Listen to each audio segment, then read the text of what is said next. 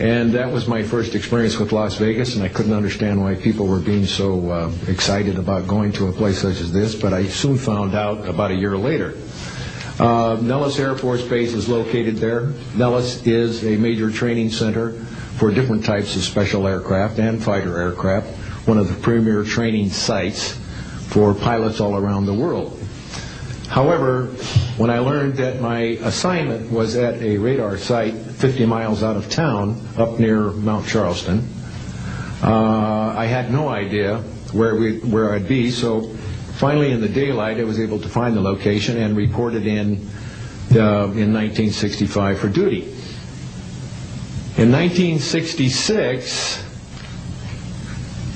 early in the morning, about 1 to 2 a.m., I was staying there on base, and our barracks were at about 8,000 feet.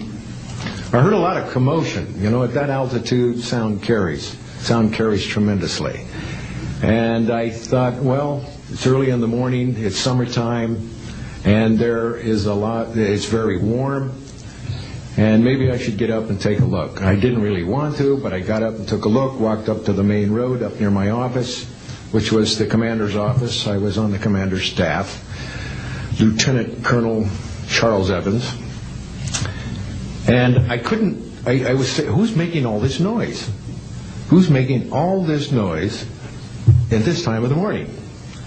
So when I got within about 50 yards of the 4 or 5 people that were standing there, one being the chief of security, they were looking up in the air, and I said, gee, their heads are all looking at the same direction. Well, I looked up to the west, northwest, and to my amazement, there were lights flashing around the sky, moving at anywhere from what seemed like 2,400 to about 3,800 miles per hour.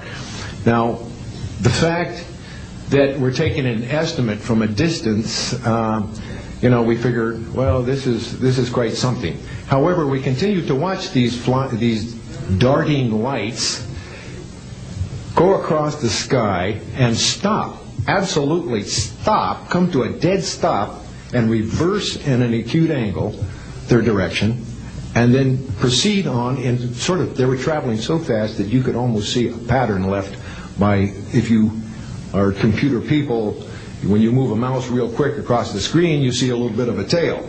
Well, that's exactly the way these 6 or 7 craft worked. After 5 minutes of watching these things, they all seemed to group up to the west, northwest. Okay? They started to come in on a circle. But what I would like to point out is that where they were putting on their display in the north-northwest sky, just directly east of that is what is known as Area 51.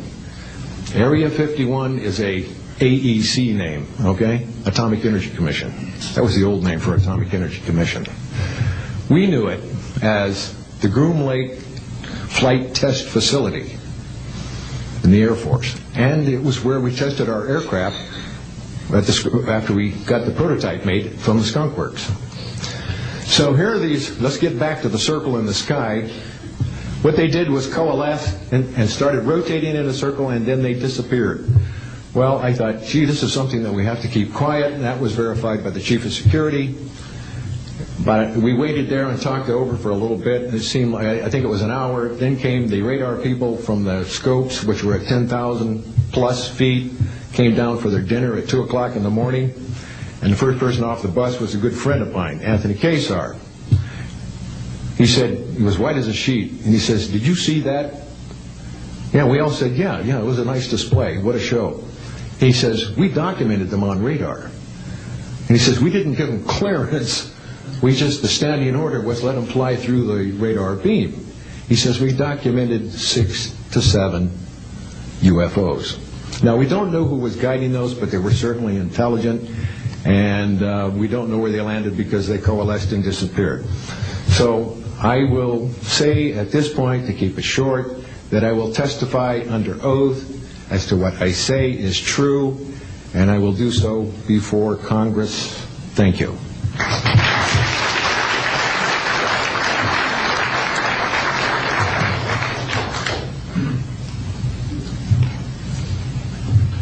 My name is Robert Solis. Contrary to what it says on the card, I was not a lieutenant colonel in the Air Force. I was in the Air Force active duty after I graduated from the Air Force Academy in 1964 until 1971, and separated as a captain. In March of 1967, I was stationed at Malmstrom Air Force Base, Montana, as a missile launch officer, Minuteman missiles. On an early morning of March 16th, 1967, I got a call from my security guard, primary security guard upstairs. We had about 6, as I recall, flight security airmen upstairs. I was downstairs 60 feet underground in a capsule, monitoring and controlling 10 nuclear-tipped Minuteman missiles. I got a call that morning that they were seeing strange lights flying in the sky. I disregarded that call. Told them to call me when something more significant happened. I got another call subsequent to that call, and this time it was a more intense tone in the guard's voice. It was very clearly very frightened. He said there was a bright, glowing red object hovering outside the front gate. It was oval-shaped. He had all the other guards out there with their weapons drawn. Right after that call, I woke up my commander, who was on a rest period, Fred Mywald, a retired colonel now,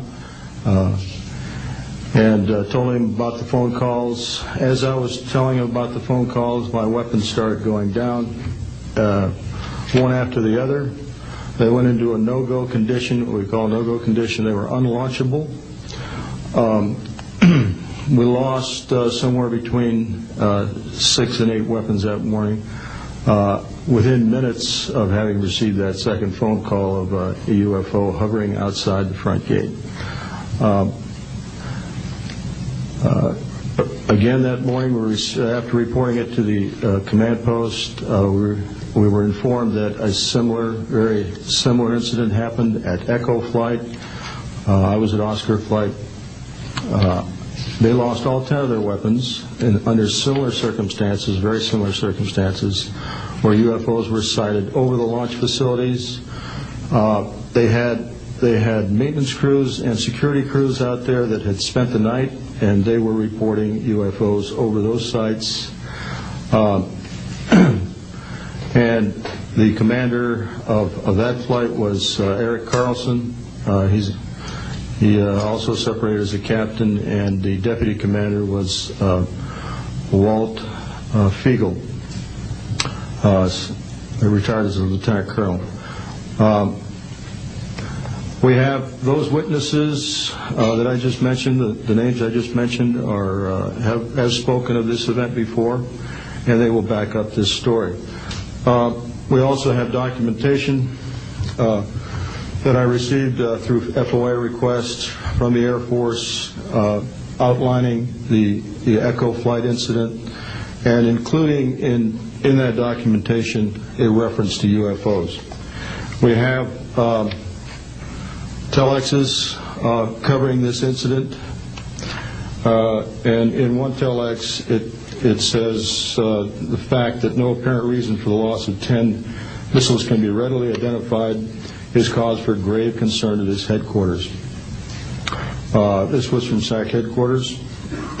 So we've got those telexes. I've got about 12 witnesses that will verify parts of this story, including of a man who investigated the incident afterwards for the Air Force, and you'll hear a little bit more about that from the next witness.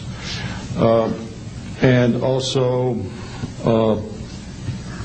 another guard that witnessed a UFO in that same time period, and another officer who retired a full colonel who had other reports of UFOs.